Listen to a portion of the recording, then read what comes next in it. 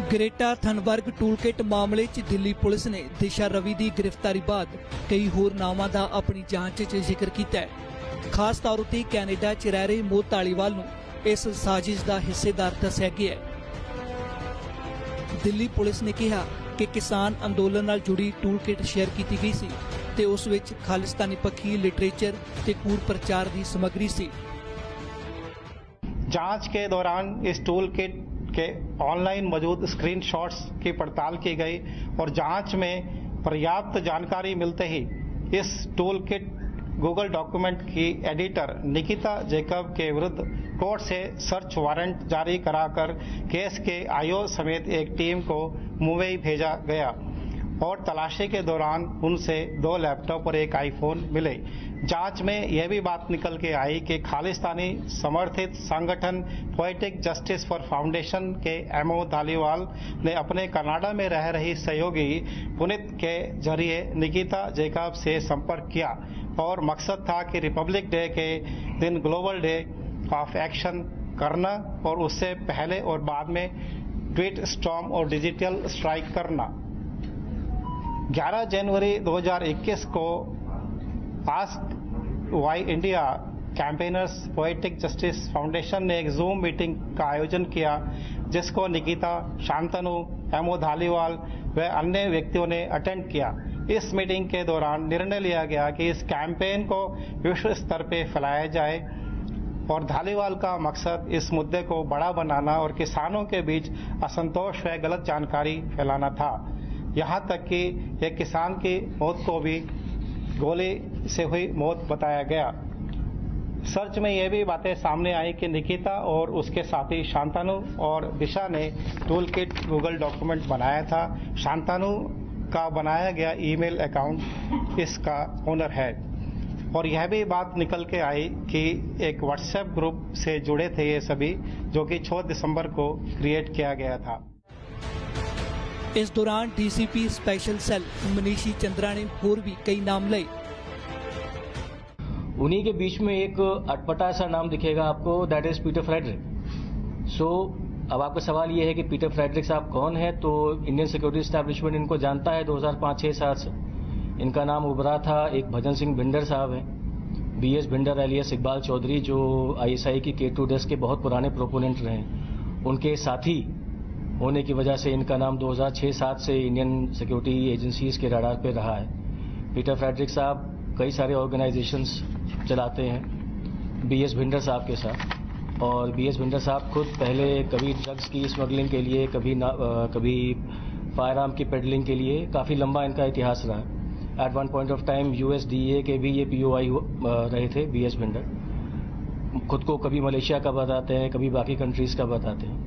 अब प्रश्न सिर्फ ये है कि पीटर फ्रेडरिक का नाम एज अ रिसोर्स पर्सन इस पर्टिकुलर टूल किट में क्यों डाला गया? क्या ये मोहित धालीवाल के कहने पर डाला गया, या दिशा, निकिता एंड बाकी सबका इनसे कोई डायरेक्ट कनेक्शन भी है, एंड थ्रू इनके बीएस भिंडर से कोई डायरेक्ट कनेक्शन है? So that is a matter of investigation which we expect to find out in the coming days. गिरफ्तार दिशा रवि नूं दिल्ली दी पटियाला हाउस कोर्ट ने 5 दिनों की पुलिस हिरासत भेज दिता है। दिल्ली पुलिस ने 22 साला वातावरण कारकुन दिशा रवि नूं किसान अंदोलन नाल जुड़ी टूलकिट के मामले च गिरफ्तार किया है। दिशा की गिरफ्तारी 13 फरवरी नूं बेंगलुरु तो हुई दसी गई है। दिल्ली पुलिस का इल्जाम है कि दिशा रवि किसान अंदोलन नाल जुड़ी टूलकिट बनाउण ते उसका प्रचार करने की अहम साजिश करता है। बेंगलुरु टीम में दिशा को इंटरोगेट किया गया और उसके फोन से महत्वपूर्ण जानकारी निकालने में सफलता मिली। इस जानकारी से स्पष्ट हुआ कि दिशा ने अपने साथियों शांतनु और निकिता जैकब के साथ मिलकर टूलकिट गूगल डॉक्यूमेंट को बनाया और लोगों में प्रेषित किया। दिशा की जो फ्राइडे फॉर फ्यूचर नामक पर्यावरण आंदोलन से जुड़ी हैं, उसने ही ग्रेटा थनबर्ग को टेलीग्राम पर यह टूलकिट भेजी है। शुरुआती जांच में यह भी बात पता चल रही है कि फोन का काफी डेटा डिलीट किया जा चुका है और दिशा के टेलीग्राम चैट से यह भी बात पता चलती है कि 3 फरवरी को ओनर्स राइट लेकर टूलकिट डॉक्यूमेंट से जुड़े अकाउंट और लिंक हटा दिए गए हैं। इन तथ्यों के आधार पर दिशा को 13 फरवरी को बेंगलुरु से उनकी माता और लोकल थाने के एसएचओ की मौजूदगी में गिरफ्तार किया गया। घर वालों और उनके वकील अभिषेक शेखरी को यह बताया गया कि अभियुक्त को दिल्ली ले जाया जा रहा है। वह दिल्ली लाकर प्रोसीजर के मुताबिक उनका मेडिकल कराया गया और कोर्ट में पेश किया गया। कोर्ट में अभियुक्त पक्ष को रखने के लिए वकील मौजूद थे और यह बात कोर्ट के ऑर्डर में भी अंकित है। निकिता जैकब और संतानों के लिए क्योंकि वे नहीं मिल पा रहे हैं और NPW जो है वो इशू कराए गए हैं और बाकी इन्वेस्टिगेशन अभी प्रोग्रेस में है। ਇਹ ਟੂਲ ਕਿਟ ਉਹੀ ਹੈ ਜਿਸ ਨੂੰ ਸਵੀਡਨ ਦੀ ਮੰਨੀ ਪ੍ਰਮੰਨੀ ਵਾਤਾਵਰਣ ਕਾਰਕੁਨ ਗ੍ਰੇਟਾ ਥਨਬਰਗ ਨੇ ਟਵਿੱਟਰ ਤੇ ਸ਼ੇਅਰ ਕਰਦੇ ਹੋਏ ਲਿਖਿਆ ਸੀ ਕਿ ਜੇ ਤੁਸੀਂ ਕਿਸਾਨਾਂ ਦੀ ਮਦਦ ਕਰਨਾ ਚਾਹੁੰਦੇ ਹੋ ਤਾਂ ਤੁਸੀਂ ਇਸ ਟੂਲ ਕਿਟ ਦੀ ਮਦਦ ਲੈ ਸਕਦੇ ਹੋ। आप इस टूल किट डॉक्यूमेंट को देखेंगे तो ये बहुत ही ध्यान से और बहुत ही विवेक के साथ बनाया हुआ डॉक्यूमेंट है, सोच समझ के साथ बनाया हुआ डॉक्यूमेंट है। किस दिन क्या गतिविधि करी जानी है, किस दिन कौन सा हैशटैग को ट्रेंड कराया जाना है, किसको फॉलो करना है, किसको टैग करना है, ये बहुत ही विस्तार से इसमें बताया हुआ है। अगर आप ये देखेंगे कि किसको फॉलो करना है, बिकॉज फॉलो उसको किया जाता है जिससे आप कंटेंट प्राप्ति की उम्मीद करते हैं, एज रिसोर्स पर्सन मानते हैं उसको। तो किसको फॉलो किया जाना है अगर आप इसको देखेंगे तो आपको उसमें established fact checking organisations, non governmental organisations, media houses जो हमारे आपके सबके संज्ञान में हैं, उनको फॉलो करने की बात करी है। ਦਿੱਲੀ ਪੁਲਿਸ ਨੇ 4 ਫਰਵਰੀ ਦੀ ਆਪਣੀ ਪ੍ਰੈਸ ਕਾਨਫਰੰਸ 'ਚ ਕਿਹਾ ਸੀ ਕਿ ਟੂਲ ਕਿਟ ਖਾਲਿਸਤਾਨ ਪੱਖੀ ਪੋਇਟਿਕ ਜਸਟਿਸ ਫਾਊਂਡੇਸ਼ਨ ਨੇ ਬਣਾਈ ਹੈ। ਇਸ ਨੂੰ ਪਹਿਲਾਂ ਅਪਲੋਡ ਕੀਤਾ ਗਿਆ ਤੇ ਫਿਰ ਕੁਝ ਦਿਨਾਂ ਬਾਅਦ ਇਸ ਨੂੰ ਡਿਲੀਟ ਕਰ ਦਿੱਤਾ ਗਿਆ।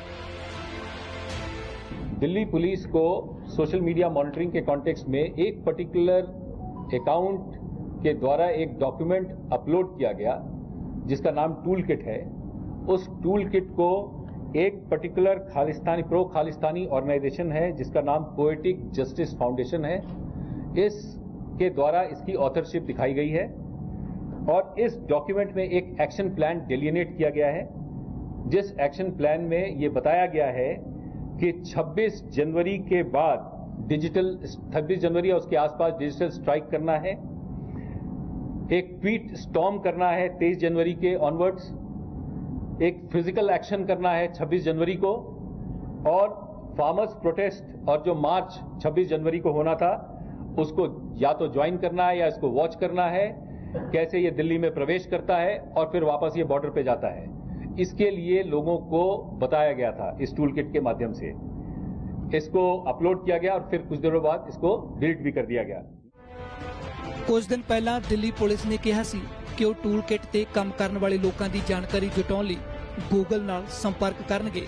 ਇਸ ਦੌਰਾਨ ਪੁਲਿਸ ਦੀ ਜਾਂਚ ਦਿਸ਼ਾ ਰਵੀ ਤੱਕ ਪਹੁੰਚੀ। ਦਿਸ਼ਾ ਰਵੀ ਬੈਂਗਲੁਰੂ ਦੇ ਮਾਊਂਟ ਕਾਰਮਲ ਕਾਲਜ ਦੀ ਵਿਦਿਆਰਥਣ ਹੈ। ਮਾਤਾ ਪਿਤਾ ਮੈਸੂਰੂ ਰਹਿੰਦੇ ਨੇ। ਪਿਤਾ ਐਥਲੈਟਿਕਸ ਕੋਚ ਨੇ। ਦਿਸ਼ਾ ਨੇ ਬਿਜ਼ਨਸ ਐਡਮਿਨਿਸਟ੍ਰੇਸ਼ਨ 'ਚ ਗ੍ਰੈਜੂਏਸ਼ਨ ਕੀਤੀ ਹੈ। ਦਿਸ਼ਾ Ravi Friday for future campaign ਦੇ ਸੰਸਥਾਪਕਾਂ 'ਚੋਂ ਇੱਕ ਹੈ। 2018 'ਚ ਦਿਸ਼ਾ ਨੇ ਗਲੋਬਲ ਕਲਾਈਮੇਟ ਸਟ੍ਰਾਈਕ ਮੂਵਮੈਂਟ ਸ਼ੁਰੂ ਕੀਤਾ। ਦਿਸ਼ਾ ਰਵੀ ਦੀ ਗ੍ਰਿਫਤਾਰੀ ਬਾਅਦ ਦੇਸ਼ ਸਣੇ ਵਿਦੇਸ਼ਾਂ 'ਚ ਉਸ ਦੀ ਰਿਹਾਈ ਲਈ ਆਵਾਜ਼ ਉੱਠ ਰਹੀ ਹੈ। ट्विटर पर हर वर्ग ਦੀਆਂ ਸ਼ਖਸੀਅਤਾਂ ट्वीट करके दिशा ਲਈ आवाज़ चुक रही ने। इसे संदर्भ ਦੇ ਵਿੱਚ कांग्रेस लीडर प्रियंका गांधी ने ट्वीट करदਿਆਂ लिखिया, डरदे हन बंदूकां वाले एक निहत्थी लड़की तो, फाइले ने हिम्मत दे उजाले एक निहत्थी लड़की तो। ਉੱਥੇ ਹੀ दिल्ली ਦੇ मुख मंत्री अरविंद केजरीवाल ने दिशा रवि की गिरफ्तारी की निंदा करदਿਆਂ कहा, 21 साल की दिशा की गिरफ्तारी लोकतंत्र ते घातक हमला है। साडे किसानां दा समर्थन करना कोई अपराध नहीं। अमेरिका की उप राष्ट्रपति कमला हैरिस की भाणजी अते वकील मीना हैरिस ने लेखिका रूपी कौर के ट्वीट नूं रीट्वीट करदਿਆਂ लिखिया, भारतीय अधिकारियों ने एक होर नौजवान कारकुन दिशा रवि नूं गिरफ्तार किया क्योंकि उसने किसानां के समर्थन च सोशल मीडिया टूल किट नूं पोस्ट किया सी। ब्रिटेन की संसद मैंबर क्लौडिया वेवे ने ट्वीट किया, ਦਿਸ਼ਾ ਰਵੀ ਇੱਕ ਵਾਤਾਵਰਨ ਕਾਰਕੁਨ ਹੈ। ਉਹ ਭਾਰਤ 'ਚ ਸਾਫ਼ ਹਵਾ, ਪਾਣੀ ਅਤੇ ਰਹਿਣ ਲਾਇਕ ਵਾਤਾਵਰਨ ਬਣਾਉਣ ਲਈ ਲੜਦੀ ਹੈ। ਕਿਸਾਨਾਂ ਦਾ ਸਮਰਥਨ ਕਰਨ ਲਈ ਉਹਨਾਂ ਨੂੰ ਗ੍ਰਿਫਤਾਰ ਕਰ ਲਿਆ ਗਿਆ ਹੈ। ਚੁੱਪ ਰਹਿਣਾ ਕੋਈ ਬਦਲ ਨਹੀਂ ਹੈ। ਸਾਨੂੰ ਸਭ ਨੂੰ ਇਸ ਕਾਰਵਾਈ ਖਿਲਾਫ ਬੋਲਣਾ ਚਾਹੀਦਾ ਹੈ। ਪਾਕਿਸਤਾਨ ਦੇ ਪ੍ਰਧਾਨ ਮੰਤਰੀ ਇਮਰਾਨ ਖਾਨ ਦੇ ਪਾਕਿਸਤਾਨ ਤਹਿਰੀਕ ਇਨਸਾਫ ਪਾਰਟੀ ਨੇ ਵੀ ਇਸ ਮਾਮਲੇ ਤੇ ਟਵੀਟ ਕੀਤਾ ਹੈ। ਪਾਰਟੀ ਨੇ ਲਿਖਿਆ ਹੈ, ਮੋਦੀ ਤੇ RSS ਦਾ ਰਾਜ ਇਸ ਗੱਲ 'ਚ ਵਿਸ਼ਵਾਸ ਰੱਖਦਾ ਹੈ ਕਿ ਉਹਨਾਂ ਖਿਲਾਫ ਉੱਠਣ ਵਾਲੀਆਂ ਸਾਰੀਆਂ ਆਵਾਜ਼ਾਂ ਨੂੰ ਦਬਾ ਦਿੱਤਾ ਜਾਵੇ। ਆਪਣੀ ਗੱਲ ਕਹਿਣ ਲਈ ਭਾਰਤੀ ਕ੍ਰਿਕਟਰਾਂ ਤੇ ਬਾਲੀਵੁੱਡ ਅਦਾਕਾਰਾਂ ਨੂੰ ਇਸਤੇਮਾਲ ਕਰਨਾ ਉਂਝ ਵੀ ਬੇਸ਼ਰਮੀ ਵਾਲੀ ਗੱਲ ਸੀ, ਪਰ ਉਹਨਾਂ ਨੇ ਟੂਲਕਿਟ ਦਸਤਾਵੇਜ਼ ਨੂੰ ਆਧਾਰ ਬਣਾ ਕੇ ਦਿਸ਼ਾ ਰਵੀ ਨੂੰ ਗ੍ਰਿਫਤਾਰ ਕੀਤਾ ਹੈ। ਦਿਸ਼ਾ ਰਵੀ ਨੂੰ ਦੇਸ਼ ਵਿਦੇਸ਼ ਤੋਂ ਮਿਲ ਰਹੇ ਇਸ ਸਮਰਥਨ ਵਿਚਕਾਰ ਦਿੱਲੀ ਪੁਲਿਸ ਜਾਂਚ 'ਚ ਜੁਟੀ ਹੋਈ ਹੈ ਅਤੇ ਕੜੀਆਂ ਜੋੜੀਆਂ ਜਾ ਰਹੀਆਂ ਨੇ।